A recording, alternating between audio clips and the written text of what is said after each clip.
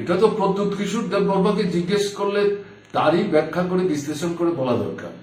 তিনি ফাঁদে আটকে গেছেন। এখন এর থেকে কি করে বেরোবেন এটা তাকে চিন্তা ভাবনা করতে হবে। আমি তো এই নিয়ে বিস্তৃত কিছু বলে শুধু শুধু কেন সময় নষ্ট করবো। দেখুন না তিনি কি বলেন। আর এটাও বুঝতে পারছি না, যদি ইন্টারলোকিউটর আসেনি এটা তো কেন্দ্রীয় সরকার নিয়োগ করবেন, আর রাজ্যের মুখ্যমন্ত্রী জানবেন না, রাজ্য সরকার জানবেন না, তৃতীয় ব্যক্তি এগুলো ঘোষণা দেবেন এবং কে হচ্ছেন তার নাম বলবেন। এটা কিন্তু খুব অশুভন মনে হচ্ছে, কেমন না। ফলে এখন দেখলাম যে সরকার থেকে যে একটা মানে বিবৃতি দিয়ে বলা হলো কোন ভদ্রলোক এই দায়িত্বে বৃত, কবে তিনি আসবেন, তাকে কি করে রিসিভ করতে হবে, সিওপ করতে হবে, এগুলো সব পত্রিকায় বেরোলো।